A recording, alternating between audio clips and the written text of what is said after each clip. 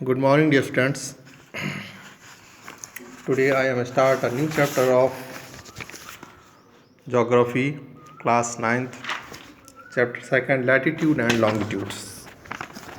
Here we will discuss the longitudinal and latitudinal circles and their use. Great circles, concept of latitudes, concept of longitude, GMT, and use of latitudes and longitude to find location, calculate the time. They are also discussed. Okay. Introduction, सबसे पहले मैं आपको introduction करा दूं. What is the longitude and latitude. पहले तो आप ये समझ लें, डायरेक्शन समझ लें.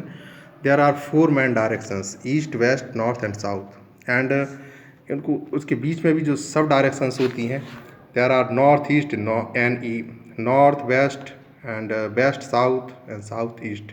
There are 4 middle directions here that we sees. ठीक. पूरे जो वर्ल्ड है, पूरी जो अर्थ है, इसको 4 हेमिस्फीयर में डिवाइड किया गया है. Northern hemisphere, southern hemisphere, equator and prime meridians. ठीक है. देखिए, पहले तो मैं आपको एक चीज़ बता दूं कि shape of earth and its hemispheres, कि जो अर्थ की जो स्फेरिकल शेप है and west represented by globe. Globe के द्वारा हमें बहुत अच्छे से समझ में आती भी है. इसको अगर हम स्टडी करें तो ग्लोब के थ्रू हम इसकी बहुत अच्छे से स्टडी भी कर सकते हैं. और एक चीज़ हमें ये भी मालूम है, मैं आपको बता चुका हूँ प्रीवियस वीडियोज़ में और लास्ट प्रीवियस ईयर्स में, कि जो अर्थ है ये फ्लैटेंड है पोल्स पे और स्लाइटली वर्ल्ड है इक्वेटर पे, हल्की सी चपटी है, फैली हुई है. सेंट्रिकल फोर्स है एंड ग्रेविटी फोर्स है रिस्पॉन्सिबल इसकी शेप के लिए. इसकी जो गोल शेप है, और इसकी ही नहीं, जितने भी प्लैनेट्स हैं इन सब की शेप के लिए जो मैन रिस्पॉन्सिबल चीज़ है वो है सेंट्रिकल फोर्स, इसके सेंटर में लगने वाला फोर्स, और इसकी जो ग्रेविटी है, जो ग्रेविटी का जो गुण है, क्वालिटी है, वो ही इसकी शेप को निर्धारित करता है. ओके. तो इसकी ऑबलेट सेफर्ड है. दूसरा, अर्थ ही एक ऐसा प्लैनेट है जिस पर लाइफ है और इसका जो सर्कमफेरेंस है अप्रॉक्सीमेटली 40,075 किलोमीटर है एरिया. Find exact location. अगर हमें इसकी एक्जैक्ट लोकेशन फाइंड करनी है तो हमें पैरेलल्स, लैटिट्यूड और लॉन्गिट्यूड को, जो अर्थ के ग्रिड के नाम से जाना जाता है, उस पर हमें उसकी स्टडी करनी पड़ेगी. Earth is divided into 4 hemisphere. मैं बता ही चुका हूँ 4 हेमिस्फीयर में इसको डिवाइड किया गया है. Northern hemisphere, southern hemisphere, okay, equator and prime meridian. Clear. The reason east and west, prime meridian. जो प्राइम मेरिडियन आपकी, मैं आपको बता दूं, प्राइम मेरिडियन 0 डिग्री लॉन्गिट्यूड से लेके 0 डिग्री लॉन्गिट्यूड तक जाती है. और जो इक्वेटर होती है वो 0 डिग्री लैटिट्यूड से 0 लैटिट्यूड सेंटर में जाती है. और तो ये हाफ 4 डिवाइड करते हैं, 1 2 3 4 पार्ट्स. ठीक है. तो जो प्राइम मेरिडियन होती है, ऊपर से नीचे आती है, ये it is a prime meridian. ये 0 डिग्री से लेके 180 डिग्री तक इसके लॉन्गिट्यूड रहते हैं, पार्ट्स रहते हैं. आप उसमें देखें, ये इस तरह का एक सिस्टम होता है लाइंस का. इसको कहते हैं grid system. Okay, like this. ये है आपका ग्रिड सिस्टम.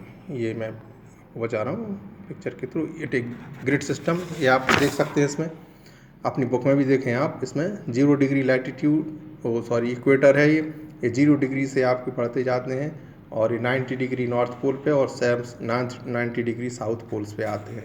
इस तरह से ये जो सेंटर पॉइंट से जाती है इक्वेटर है, और जो सेंटर पॉइंट से ऊपर से हाफ में डिवाइड करती है 2 हाफ्स में, ये आपकी प्राइम मेरिडियन है.